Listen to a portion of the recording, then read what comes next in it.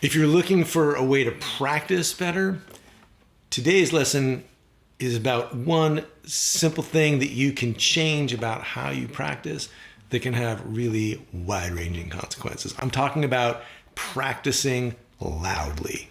That may not sound like it would make that much of a difference, but in this lesson, I want to tell you 3 ways that practicing loudly can really help improve your practicing and your playing.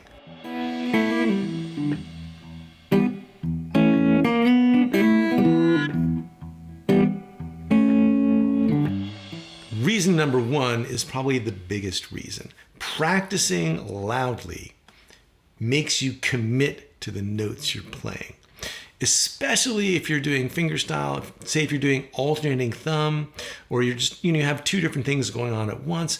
If you play tentatively, you can kind of fake it. But if you play loudly, you have to commit to the notes. If you're playing this walking bass line and you're doing it kind of quietly, it's like, well, maybe you got the notes and maybe you didn't. But if you're playing it loudly, you know if you got those notes or not. And if you're trying to coordinate a couple of different things,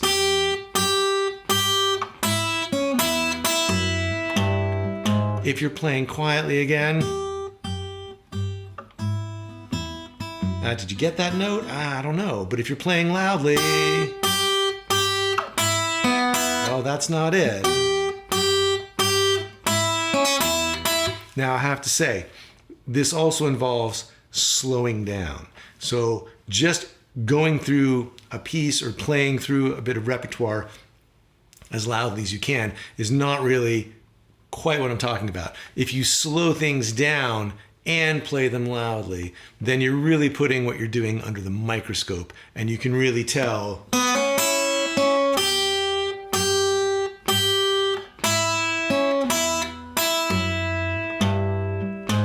if you're getting the right notes or not. And that's really the point of doing this, is to clarify what you're doing. You can't fix what you're not aware of. So by playing slowly and loudly, you can really tell whether you're getting the notes you mean to be getting or not. And that is a really important kind of diagnostic skill to bring to your own practicing. The second reason to practice loudly is to expand your dynamic range. Basically, you've got however quietly you can play up to however loudly you can play. And whatever that window is, that's how much you've got to work with. So if you can increase that dynamic range, if you can play softly and accurately, and you can also play loudly and accurately, now you've got a bigger palette to work with. And so you can play with more expression, it can be more dramatic, and you've just got more headroom and more places to go. So as well as practicing loudly, once you've got the accuracy there, you do want to bring it back and see if you can play the same things quietly and still play the correct notes, and then gradually see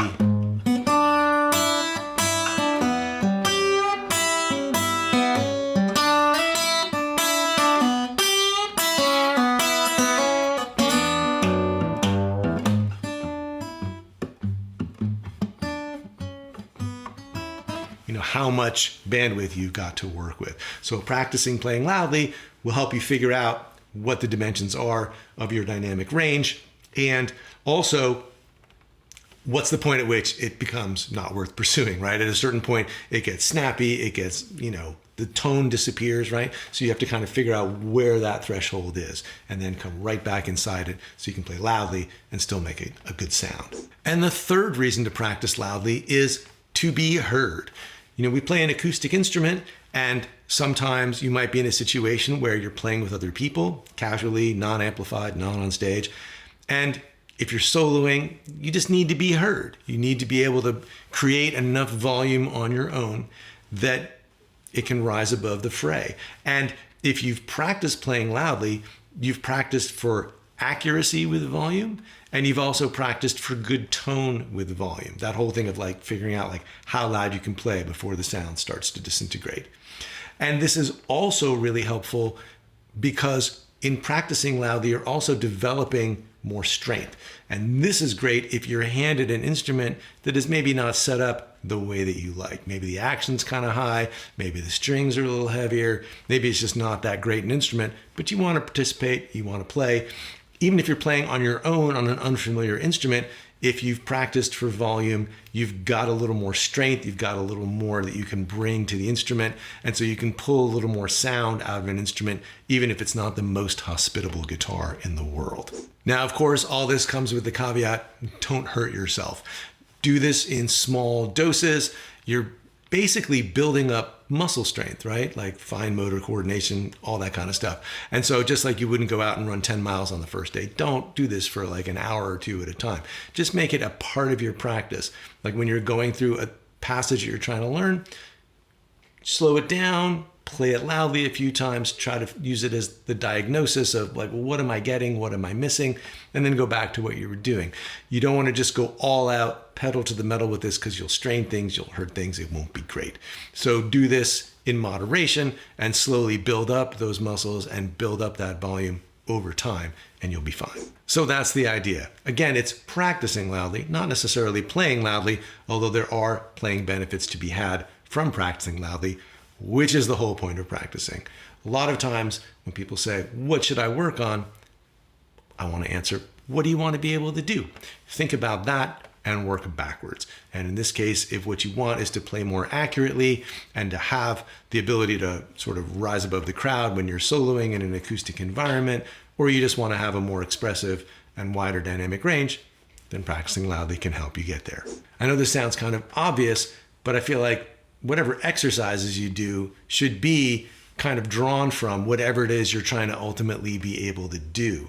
So whether that's building your repertoire or learning how to improvise or just getting your basic right hand, thumb and finger coordination together, the things that you practice ideally would be directly related to the kind of songs you want to play, the kind of soloing you want to do, and would address the kind of issues you're having, keeping a groove together and getting that thumb and finger coordination really dialed in.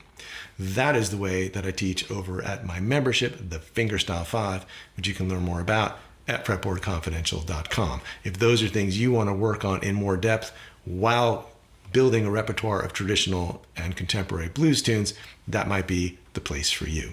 In the meantime, if you have a question or a comment about today's lesson, leave it for me down below. I would love to hear from you. And as always, thanks so much for watching. I'll see you next time.